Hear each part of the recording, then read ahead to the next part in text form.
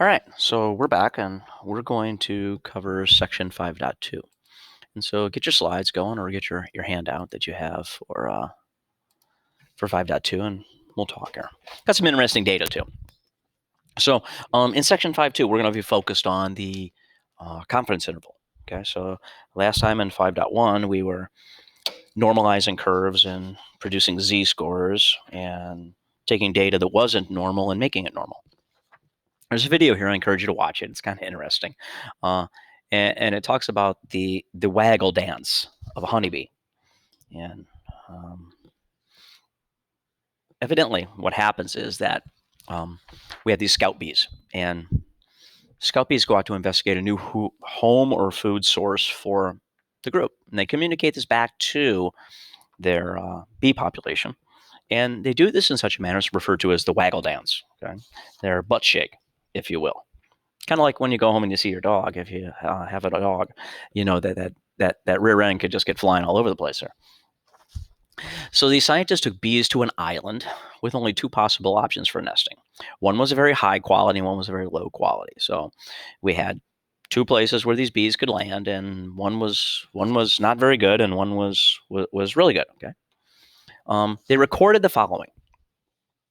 They reported the quality of the nesting site, the distance to the nesting site, the number of waggle dance circuits performed. So what happens is this bee goes in circles, shaking its, waggling its butt, and it does these circles. And how long did the duration of the waggle actually last? Okay, this is the job I need: a remote island watching bees do circles. And when they did this, they noticed there was a difference, right? And so we have the high measurement on the left on the box and whisker, and you can see that the spread of the data is quite different, and the median is also quite different versus the low quality. So evidently, if you're in this not so nice area for bees, then you don't do as much waggle dancing. So they took the high bees and they subtracted the low bee averages. You can see X bar there. So there's the statistic. And they got a difference of 60.49. It's important to know that it's 60.49. That's actually our stat right there, right? We've talked about that before. It's not the individual stat, it's the difference of the stats that is our test statistic. And it said to estimate the difference in the mean and the number of circuits between the scouts describing a high quality and scouts describing a low quality site. So we take this and we put it into a bootstrap. We put it in a confidence interval level. We've done this back in chapter 3 and chapter 4. So we load the data and we put the data in there and we make it a two-tail test, meaning that we are looking at data above and below the means. We're really looking to find out, okay, what's the parameter of interest here? You know, this was section, I think, 3.3 and 3.4. And if we were going to talk about, like, for instance, a 95% CI, and we've had that discussion before, there's the 95% CI. Okay, well, what's that 95% CI say? Well, it says the majority of the data is in those black dots in the center. Now, remember that in order to look at that, it's the statistic that we had. And that statistic we had was plus or minus 2 standard errors. 2 standard errors. All right, well, I can see that in my Bootstrap distribution, I have a standard error right here. I also know that in my distribution, I know where I was in my center position, right? So if I go back to my statistics, I was calculating here. So this value to calculate to get me my statistic, if you will, or my confidence interval, is I want to take 2.5% off of each tail. Why do I want to do that? Because if I want a 95% in the center, I want to remove the 2.5 on each end. I really want to find the distance between these two values at the bottom. That's my CI value that I'm looking for right there. If I actually calculate that CI using the stat plus or minus 2 standard errors, I get a very similar number. Today, we're going to compare the difference between calculating the stat with 2 plus or minus standard errors, putting into a bootstrap and doing the bootstrap distribution, and also normalizing the curve. And we're going to compare that confidence interval that we get. And I kind of covered it up. I probably need to move it so you can see it now because it's in your way. Let me get rid of it over here. So the actual calculation, if I did the math, remember the stat was 6.49, 60.49. And from 60.49, oh, I just got to grab the highlighter there. From 6.049, if we take plus or minus 2 of the standard errors that come from the context, then I would get the similar results that are happening to me, which would be, let me put it up there for you so you can see it, 27.73 to 93.25. Well, compare those numbers there. Remember, this is a CI to what you see down below. And you can see the similarities, right? 27.73, 28.397. Yes, they're not exact. I understand that. And we've talked about that before, that when you run a sample statistic, that you get a slightly different number. But we're seeing similar results here. 93.25 and 93.398, very, very, very close. We're going to try and move away from making the dot plot intrusion to simply mathematically speaking, finding the middle and adding and subtracting 2 times whatever the standard error value is to still create the confidence interval. So when we talk about a bootstrap distribution, the bootstrap distribution, importantly, is centered at the sample statistic. It has standard deviation equal to the standard error. Standard deviation equal to the standard error of the statistic. That's important. Of the statistic, not of the population, of the statistic. If a bootstrap distribution is normally distributed, we can write it as the normal distribution is the sample statistic, comma, the standard error. We're distributing it by a standard error, and we're starting at a center point, which is the sample statistic itself. So if we were to write that, n 60.49, comma, our standard error, 16.38, we got that from the distribution, and that would give us our normal distribution that we did in the last chapter. When we talk about a normal distribution of a dot plot, say x1 minus x2, and this is the same data right here, we can see that smooth curve happening, right? We can find that particular smoothness to it. Now we're getting rid of some data in there, you can see it, but we're smoothing its activity and how it behaves. Because remember, we're not interested in all the dots. What we're interested in is the behavior of the dots. Notice the center, the high waggle minus the low waggle. The center is 60.49. The 60.49 is the original statistic. The distribution is the standard error. So between these two values of 60.49 and the standard error, we can find that, that CI, that confidence interval, if you will. So that normal distribution of 60.49, 16.38 leads us to believe that we can find the middle percentile of a normal distribution to get the confidence interval level. Okay, we could find that percentage underneath of that curve, because remember, we know that under conditions, if we're looking at a 95% confidence interval level or a 98% confidence interval level, we know how to calculate to find the endpoints of a given percentile. We're going to do that here. So for instance, getting a CI from StatKey. So I would use theoretical distribution, and you can see right up here, this is where I'm using inside of StatKey is theoretical distribution. I have it on a 2-tail design because I want both tails left and right. I've set it to have a mean of 60.49, and I've given it the standard deviation of 16.38 because I knew that information from the problem. I edit the parameters in order to change those values. I make sure that the center is set to 95%, if that's what I'm working on. If I'm working on 98%, then I would make that 98%. Remember that these two values here are my p-values, and on a 2-tailed design, they are split. So it's really 95% in the middle, subtracted from 100%, which gives you 5%, And that 5% is divided by 2, so it's 2.5% on each end. You're always going to have to do that calculation in order to figure out your left and your right side. Well, once I make that left and right side, that value, 2.5%, then I get my CI.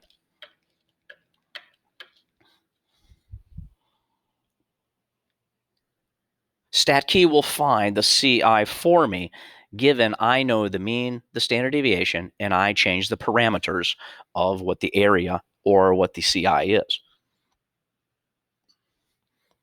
This is the same idea as using a bootstrap. The only difference is it's a smooth curve. It's not jagged. And there's the CI popping up under my writing. So here's a picture that shows the bootstrap of what we just did with all the same data for the Waggle dance, and it shows that we are given a CI value. If we smooth that data to normalize it, just simply using the theoretical distribution, then the theoretical distribution is super similar. Notice that these two values are almost identical, and these two values are very, very, very close to each other.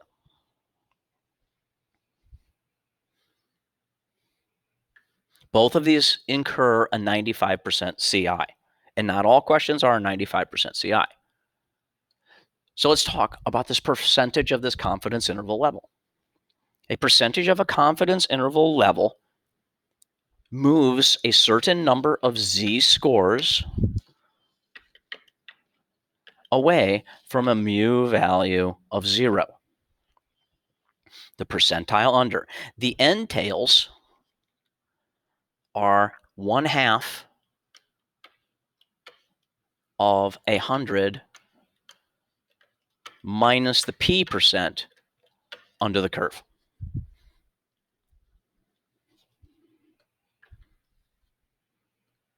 And we refer to these as, notice the notation here with the little asterisks, these are called Z star. And I'm going to show you how to find a Z star real quick. So the Z star is that little asterisk piece that's going on there. It says find the value of Z star negative and Z star positive to capture the middle percentile of n equals 0, 1. Got to get a blank screen. It says return to the original scale with the statistic of Z star times standard error. So we are making this much more efficient. We're making this much more of an improved statistic. Instead of just saying up and down by 2 standard deviations, we're actually going to calculate the Z star value based on the percent that you want to have in the center of this curve. Okay, and I'm going to show you how to get those values. I think I'm going to do that right here after we talk about the screen. It says if a statistic is normally distributed, we find a confidence interval level for the parameter using the statistic. So we're going to have a number like the B Waggle. We're going to plus and add. No, we're not using 2 anymore. Now we're using this special character called Z star times the standard error, where the proportion between the Z star negative and Z star positive in the standard normal distribution is desired level of confidence. Level of confidence. Remember, level of confidence is the alpha measurement. Okay? And the alpha is in to the tails. So I want to show you a method for finding this Z star real quick using statistic. So let's say that I'm working on a let's say I'm working on a 95%. Let's just do the 95 because the 95 is the most common. So I'm going to go to statistic and I'm going to go to here. I'm going to go to theoretical distributions. That's where I want to be, right here, normal. And so let's say that I have a mean. What do I want to have a mean of? Let's just say I want to keep it standard normal, 0 and 1. If you need to change the mean and you need to change the standard deviation, that's fine. But I'm dealing with a Z star, and a Z star is on a 0, 1. Always 0, 1. So let's make it 2-tail right away. Okay, so look. So here's my cut points. These are my Z star numbers right here. Negative 1.96, and notice positive 1.96. not 2 and negative 2. Actually, we should have always been using negative 1.96 and positive 1.96. 2 was close enough in the early chapters, but now 2 is not close enough in the later chapters. Now, how do I find out for not a 95, but let's say a 98? Well, I change this to a 0.98. Hit OK, and notice the Z star numbers change. So on an alpha level, now I would question you, what's the alpha level? Well, if I'm 98 in the middle, that means I have 1% and 1%, which is 2%. This is a 2% alpha level. So a 2% alpha level has a Z star of negative 2327 and positive 2327. What if I want a 99%, which means really what I want is a 1% alpha level? Remember, alpha is always 100 minus the area underneath. Look at what the Z star is, 2.576 positive and negative. I can calculate any Z star, even if I want, let's say, 88. It's 12%, which is 6% on each side, or a 12% alpha level. And notice my Z star numbers. Also, I'm going to talk about real fast how to do that on a calculator. Okay, so while we're here, let's just do the calculator. So let's say that I want to have that alpha level of 5% that came from the 95. The first one we did, we got a negative and positive 196. Okay, so let's do a clear. Let's go into our vars second. Now remember, we're calculating an inverse norm value here, okay, because we're finding endpoints. We're finding Z numbers. So I'm going to use number 3. My area, remember, there was 95% under the curve, so the alpha level was 5%. But the tails are 5% divided by 2. 0.025. Okay, that's 2.5%. I'm always on a 0 and I'm always on a 1, and I'm doing the left tail because I'm finding the left-hand side Z number. I scoot down, and remember, I'm hoping for this 196 number. There it is, negative 196. What if I had to do a, I don't know, an 80% curve, which means 20% alpha? Okay, 20% alpha. I'm going to come into my vars. I'm going to go to number 3. Remember, on a 20% alpha, 10% are on each side. So it's 0.1. It's always 0, and it's always 1, and it's always left. Always. And I hit the button. There's my negative Z number, which means my positive Z number is 1.281 or 1.282 when rounded. Giving you both ways right now to find your Z numbers from your proportion. Let's continue. So once I find this Z number, it goes into the formula here. It gets multiplied by the standard error, and it gets added and subtracted from the statistic. This is how we're going to calculate our confidence interval level. So to find the Z for a 95, and I just did this for you, so we should be able to walk right through it.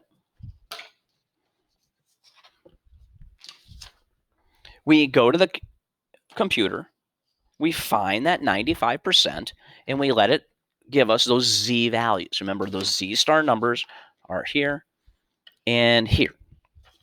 If I'm using my calculator for this, I'm using inverse norm because I'm finding endpoints. I'm using one of the values, and it's always on a 0 and it's always on a 1. And I will get that same exact return of negative 1.96. And I know there's another one associated with it, which is always a plus.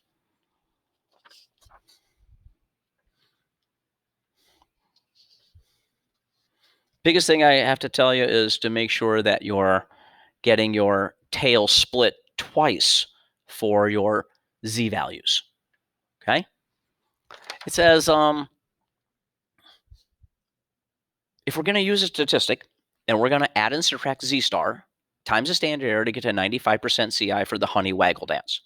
So if I took that 60.49 statistic,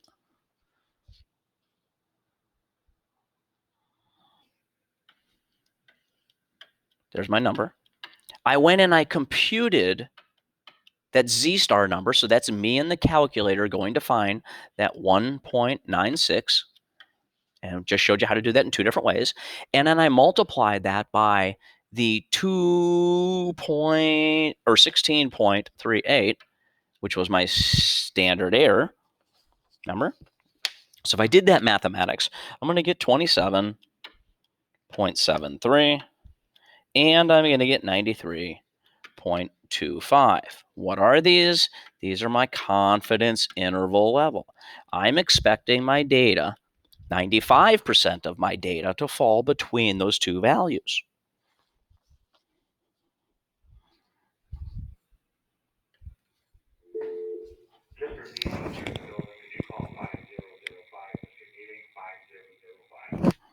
Going to have to pause for 1 second. I'm being paged and not quite sure what's going on. So give me 1 minute.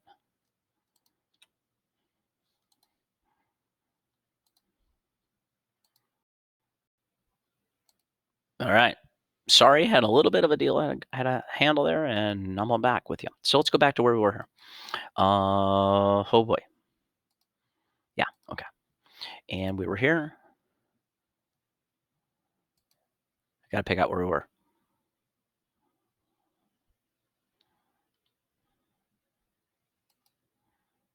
All right. So let's talk about this confidence interval level. Let's get back to where we were here.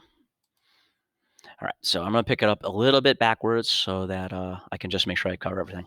So the statistic of plus or minus the z at the standard times the standard error, and the z star is going to come from us and our technology. Okay. Now this confidence interval for this 95%. So we find this curve in the middle at 95. We find its endpoints, which are 2.5% on each side, and those values at the bottom are our z values. Okay, and they create for us our statistic. Okay, we've all along been rounding to 2 decimal places. However, though, we can now be a little bit more accurate. And I did the Waggle for you, and we calculated it taking our values. So we were somewhere between 28.39 and 92.59. So if we take this bootstrap and we calculate a CI, and we smooth that curve, it's the same as having a Z star and calculating on the alpha level or the confidence interval, if you will. So now we need to discuss a little bit about, okay, how do I unstandardize something? How do I get back out of a value? Because we've already made one. So to unstandardize something is to take that z-score and to multiply it by its standard error.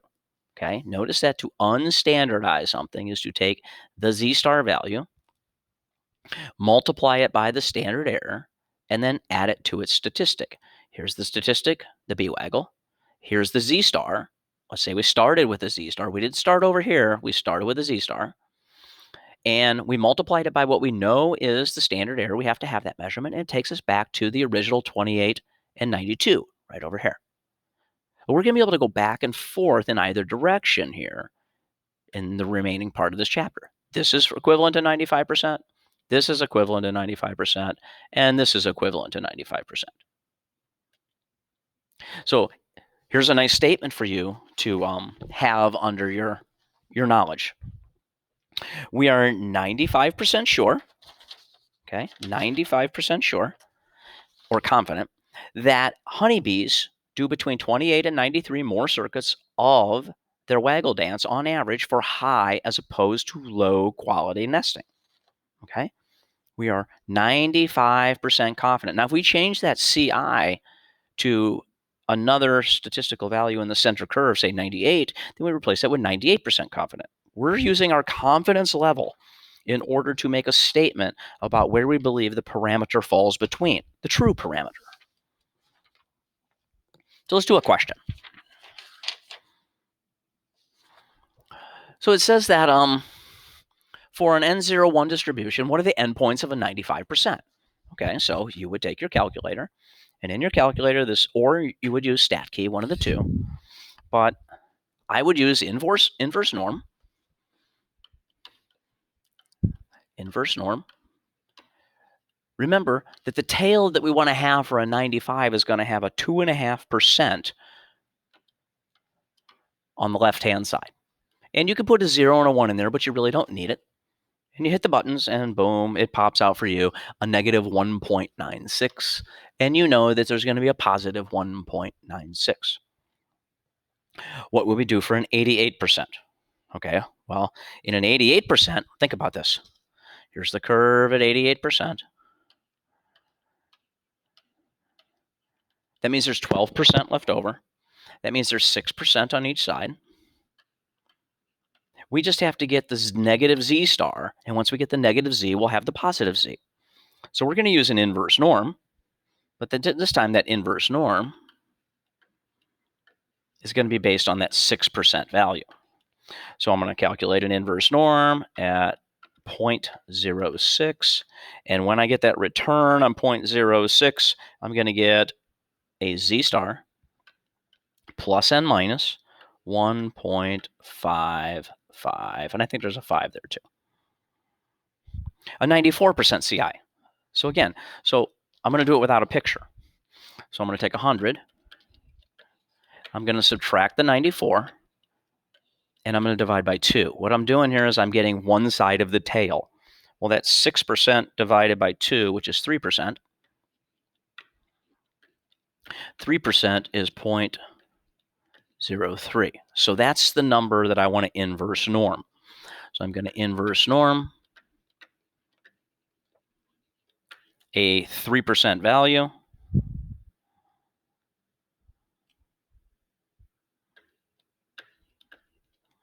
And I'm going to get a z star plus and minus. Remember, there's always two of them, of 1.881. My goal was to find that inverse norm, to find those z points. You can also use stat key, right? And I told you, put 99% in the middle. It will automatically put a 0.5% here and a 0.5% here, and boom, there goes your z star numbers. It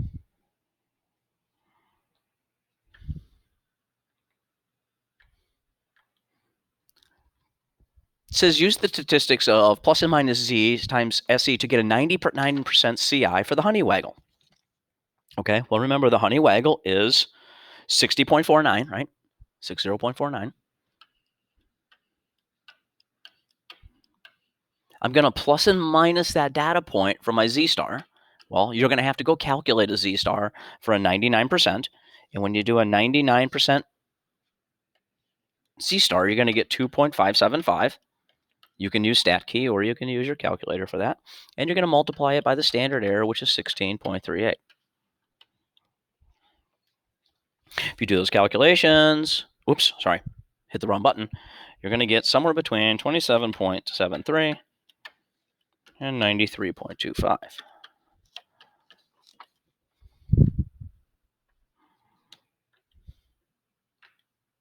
So why do we use a standard normal?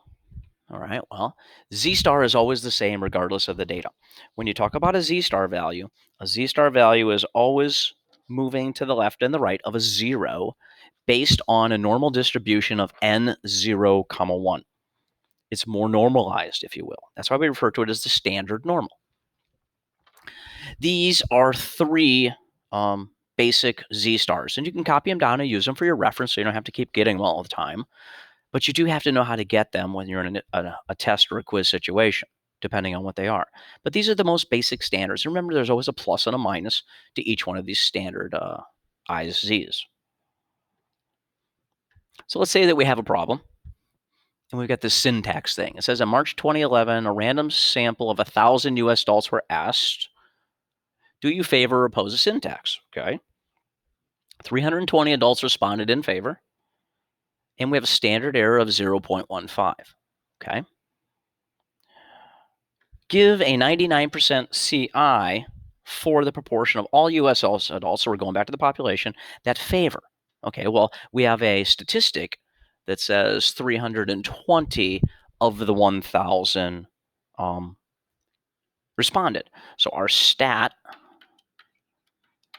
is 320 divided by 1,000, which is the same as 0.320. That's our statistic.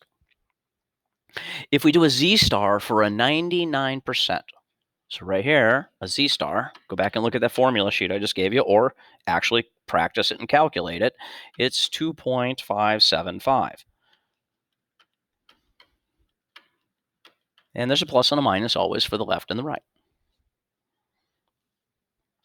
So we're going to take our statistic 0.320. We're going to add and we're going to subtract the z number, 2.575. And we're going to multiply that times the standard error, which was given to be 0.15. We're going to be somewhere between a 0.28 and a 0.36. Now we need to write this up in terms of responding to this question, and we're not going to respond with decimals, we're going to respond with percentages. I'm going to put my answer up here, and hopefully I don't have to erase anything. We'll see what happens. We are 99% confident that between 28% and 36% of all, right, of all U.S. adults favor sin taxes on soda and junk food. We used our statistic to gain a confidence interval level. Our confidence interval level used 99 percentile data from the z-star, and we got our values to add and subtract to gain that confidence interval level. Work on your responses, please. If I did the bootstrap of this, you can see that I would get exactly the same data when I do the bootstrap. So we've done it without going to the stat key and without making this. But really what we have found is all the people between here, and we are 99% confident of that range of numbers.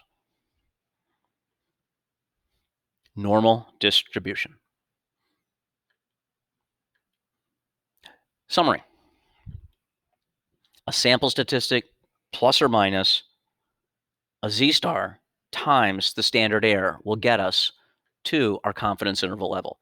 We take the sample from the original data, we take the z from a distribution of n01, and we take the bootstrap distribution or the given standard error 2.